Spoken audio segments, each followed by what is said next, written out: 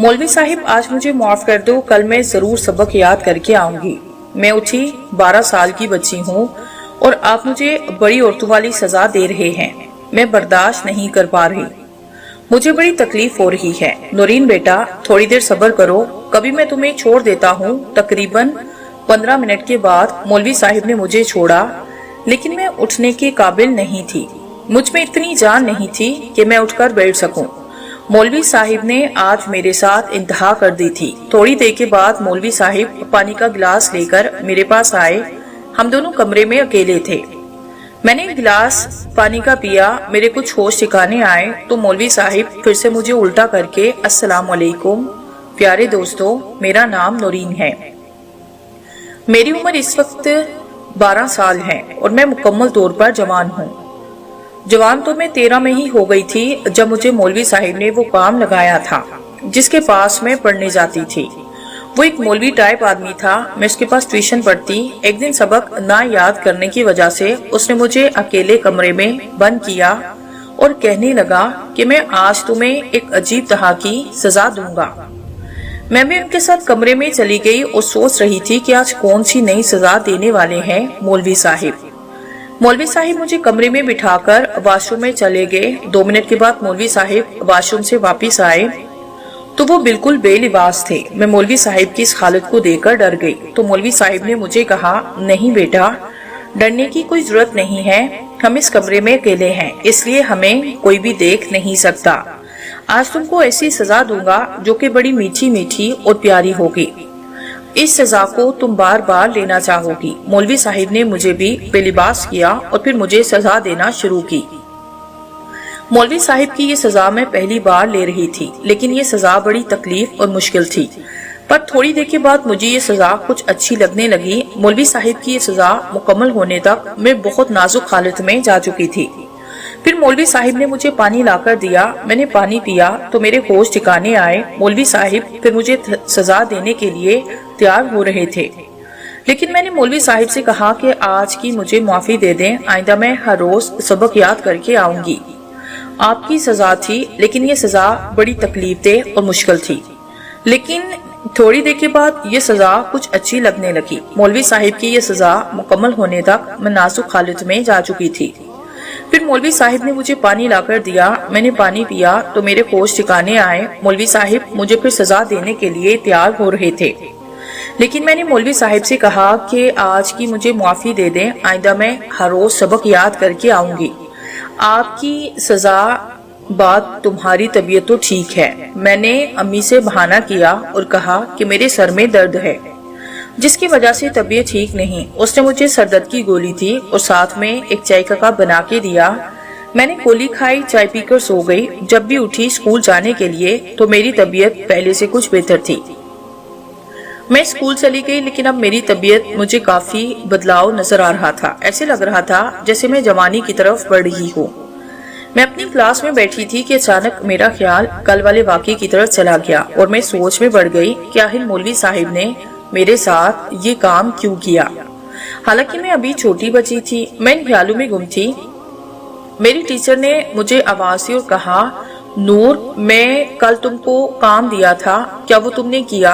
तो मुझे बिल्कुल अपनी टीचर की बात सुनाई नहीं दे रही थी, क्योंकि मैं तो कल वाले वाक़े में गुम थी। जब टीचर ने मुझे तीसरी बार आवाज दी तो मैं अचानक से हड़बड़ाकर बोली। फिर मैं टीचर के पास गई, अपना काम चेक करवाया। टीचर ने कहा ठीक है। जब मैं वापस आने लगी, टीचर ने मुझे आवाज दी और कहा, नौरीन, क्या बात है?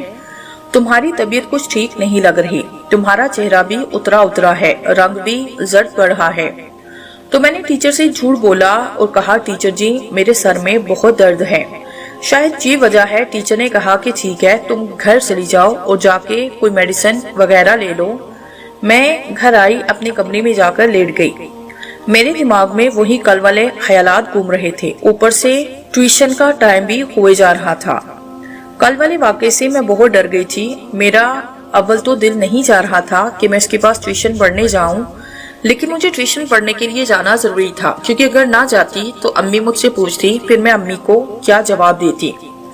इसलिए मैंने जल्दी से अपना होमवर्क याद किया ताकि आज मैं मौलवी साहिब की उस सजा से बच सकूं।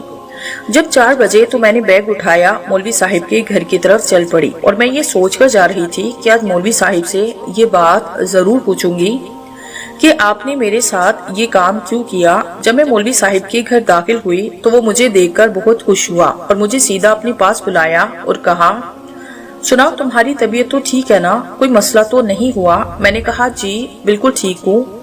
تو پھر اس نے پوچھا کہ کیا آج سبق یاد کر کے آئی ہو یا نہیں؟ میں نے فوراً سے کہا جی میں آج اچھے سے سبق یاد کر کے آئی ہوں، کیونکہ مجھے کل والی سزا بہت یاد ہے، میں زندگی بھر وہ سزا کبھی بھول نہیں سکتی۔ مولوی صاحب نے جب میری یہ بات سنی تو اس کے چہرے پر ہلکی سی مسکراہٹ آئی، میری طرف دیکھ کر کہنے لگے، شاباش نورین، روز ایسے سبق یاد کر کے آیا کرو۔ میں یہ سوچ رہی تھی کہ اس کے پاس میری جیسی اور بھی لڑکیاں پڑھنے آتی تھی، کیا مولوی صاحب ان کو بھی یہی سزا دیتے ہیں؟ میں نے سوچ لیا تھا کہ آج چھٹی کے بعد مولوی صاحب سے پوچھوں گی کہ آپ نے کام کس کس کے ساتھ کیا۔ جب چھٹی ہوئی تو سارے بچے اپنے اپنے گھر کو چلے گئے، میں مولوی صاحب کے پاس بیٹھی رہی۔ مولوی صاحب نے کہا، نورین کیا آج گھر جانے کو دل نہیں کر رہا؟ تو میں نے کہا، میں آپ سے ایک بات پوچھنا چاہتی ہوں، اس لیے سب بچوں کے جانے کا انتظار کر رہی تھی۔ پہلے تو آپ مجھے یہ بتائیں کہ آپ نے میرے ساتھ یہ کام کیوں کیا؟ میں تو ابھی چھوٹی تھی۔ اس وقت مولوی صاحب نے کہا کہ نورین، میں نے تمہارے ساتھ یہ کام بڑا سوچ سمجھ اور دیکھ بھال کر کیا، تم مکمل طور پر جوان ہو چکی ہو، تم شادی کے قابل ہو گئی ہو، اس لیے میں نے تمہارے ساتھ ایسا کام کیا۔ تو مجھے اچھی لگتی تھی، بس تمہاری جوان ہونے کا انتظار کر رہا تھا۔ تو میں کافی حیران ہوئی، میں نے اس سے پوچھا کہ آپ کو کیسے پتا کہ میں جوان ہو گئی ہوں؟ کہ اس نے بتایا کہ تمہارے جسم کے اعضاء و اطوار پر پتا چل رہا ہے کہ تم جوان ہو گئی ہو۔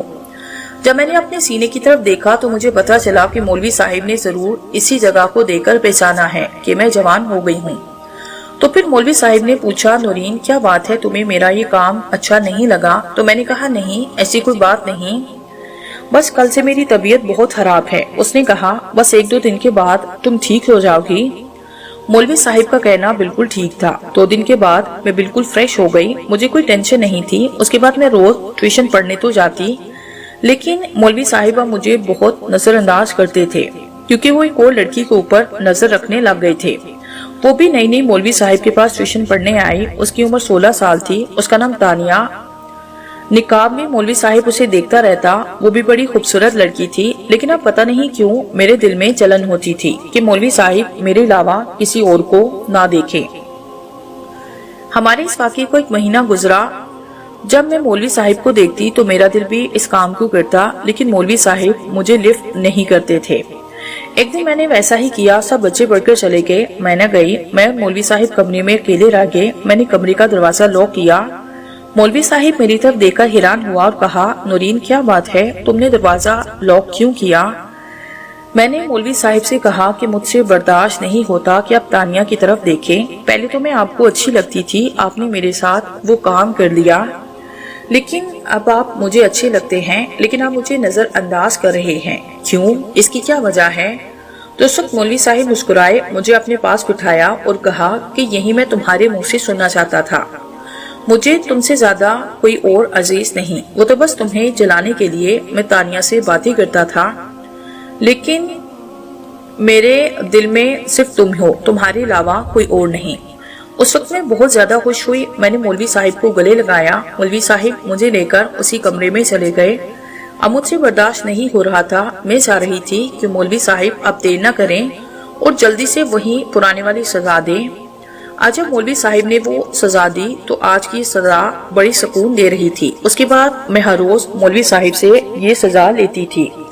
میری شادی ہونے کے بعد یہ سسٹم مولوی صاحب کے ساتھ